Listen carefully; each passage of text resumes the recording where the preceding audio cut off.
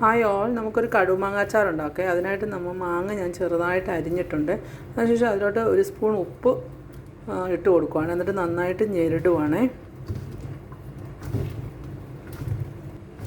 ഈ ഉപ്പിട്ട മാങ്ങ 1 മണിക്കൂർ വെക്കുവാണ്. അതിനുശേഷം ചീഞ്ചട്ടി ചൂടാവാൻ വെച്ചു. എണ്ണ ചൂടാകുമ്പോൾ അതിലോട്ട് നമ്മൾ വെളിച്ചെണ്ണ ഒഴിച്ച് കൊടുക്കുവാണ്. നിങ്ങൾക്ക് നല്ലെണ്ണ ഒഴിക്കാം, അല്ലെങ്കിൽ വേറെ എന്തെങ്കിലും എണ്ണ ഒഴിക്കാം കേട്ടോ. ഉലുവെണ്ണയോ അങ്ങനെ ഓരോരുത്തരും ഓരോ എണ്ണ ഉപയോഗിക്കുന്നത്. ഞാനിവിടെ വെളിച്ചെണ്ണയിലാണ് ഉണ്ടാക്കുന്നത്. വെളിച്ചെണ്ണയുടെ ടേസ്റ്റിന് വേണ്ടിയിട്ട് എണ്ണ ഒന്ന് ചൂടായി വരുമ്പോൾ നമ്മളതിനകത്തോട്ട് കടുക് ഇട്ട് കൊടുക്കുകയാണ്. അതിനുശേഷം ഞാൻ അതിനകത്തോട്ട് കുറച്ച് വറ്റൽമുളക് ഇട്ട് കൊടുത്തു, ഉലുവ ഇട്ട് കൊടുത്തു. ജസ്റ്റ് കടുകൊന്ന് പൊട്ടി വരുമ്പോൾ അതിനകത്തോട്ട് ഇച്ചിരി കരിയാപ്പില ഇട്ട് കൊടുക്കുവാണ്. കരിയാപ്പിലയും പച്ചമുളകും കൂടി ഇട്ട് കൊടുക്കുവാണ്. ഒന്ന് ഇളക്കി കൊടുക്കുവാണ്. അത് മൂത്ത് കഴിയുമ്പോൾ നമുക്ക് ഇഞ്ചിയും വെളുത്തുള്ളിയും കൂടെ കുഞ്ഞായിട്ട് അരിഞ്ഞ് വെച്ചിട്ടുണ്ട്, അത് ഇടുവാണ്. ഇഞ്ചിയും വെളുത്തുള്ളിയും കൂടെ അതൊന്ന് മൂത്ത് വരുമ്പോഴത്തേക്ക് ഇഞ്ചിയും വെളുത്തുള്ളിയും കൂടെ കുഞ്ഞായിട്ട് അരിഞ്ഞിട്ട് കൊടുക്കുക. ഇത് ഞാനിപ്പോൾ കുഞ്ഞായിട്ട് അരിഞ്ഞതല്ല, എനിക്ക് അരിയാനുള്ള മടി കൊണ്ട് ഞാൻ ജസ്റ്റ് മിക്സിയിലിട്ടൊന്ന് ക്രഷ് ചെയ്തതാണ്. അത് ഇതിനകത്തോട്ട് ഇട്ട് കൊടുക്കുവാണ്. അതൊന്ന് മൂത്ത് വരുമ്പോൾ നമുക്ക് മുളക് പൊടി ഇടാമേ.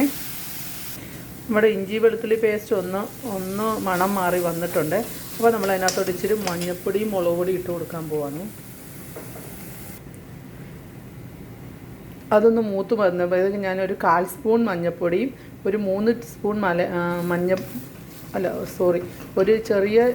ഒരു ചെറിയ ടേബിൾ സ്പൂൺ മഞ്ഞൾപ്പൊടിയും ഒരു 3 സ്പൂൺ മുളക് പൊടി ഇട്ട് കൊടുത്തിട്ടുണ്ട്. ഇത് അവനവൻ്റെ എരിക്കനുസരിച്ച് മുളക് ചേർക്കാമേ. ഞങ്ങൾക്ക് ഇച്ചിരി എരി വേണ്ടതുകൊണ്ട് ഞാൻ ഇച്ചിരി മുളക് പൊടി കൂടുതലിട്ടാണ്.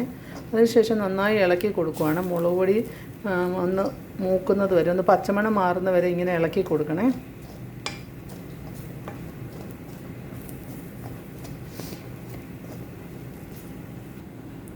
ഒന്ന് ഉപ്പും മഞ്ഞൾപ്പൊടിയും മുളക് പൊടിയും മല്ലിപ്പൊടി നന്നായിട്ട് മൂത്ത് വന്നിട്ടുണ്ട്.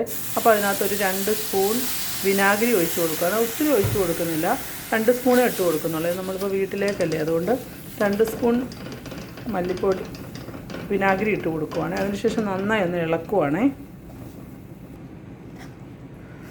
വിനാഗിരി ഒഴിച്ചതിന് ശേഷം അതിനകത്തോട്ട് ഞാനൊരു 1/4 കപ്പ് ചെറിയ ചൂടുവെള്ളവും കൂടെ ഒഴിച്ച് കൊടുക്കുന്നുണ്ട്. കാരണം ഒരു വെള്ളം പോലെ അച്ചാർ ഇരിക്കാൻ വേണ്ടിയിട്ട്. അതിനുശേഷം ഇപ്പം നോക്കാമേ.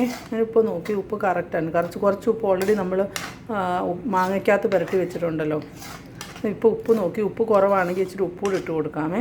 ഇതിനുശേഷം ഇത് തീ കുറച്ച് വെച്ചിട്ടുണ്ട്. ഇത് നന്നായിട്ട് തിളയ്ക്കാൻ വെയിറ്റ് ചെയ്യുവാണേ.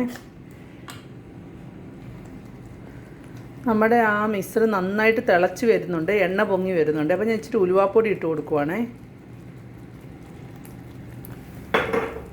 അത് കൂടാതെ ഇച്ചിരി കായപ്പൊടിയും കൂടി ഇട്ട് കൊടുക്കുന്നുണ്ട്. ഇച്ചിരി ഏറെ കായപ്പൊടി ഇട്ട് കൊടുക്കുവാണേ.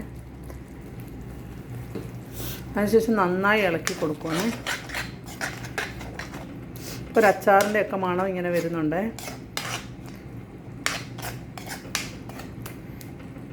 ഓൾറെഡി എണ്ണ പൊങ്ങി വന്നല്ലോ. അപ്പോൾ ഞാനിത് ഓഫ് ചെയ്യുവാണേ.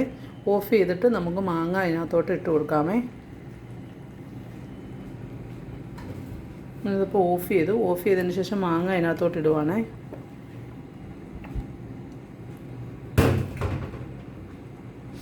അത് നന്നായിട്ട് ഇളക്കി കൊടുക്കുവാണേ. നമ്മുടെ രുചികരമായ മാങ്ങാച്ചാർ ഇവിടെ റെഡി ആയിക്കൊണ്ടിരിക്കുവാണ്.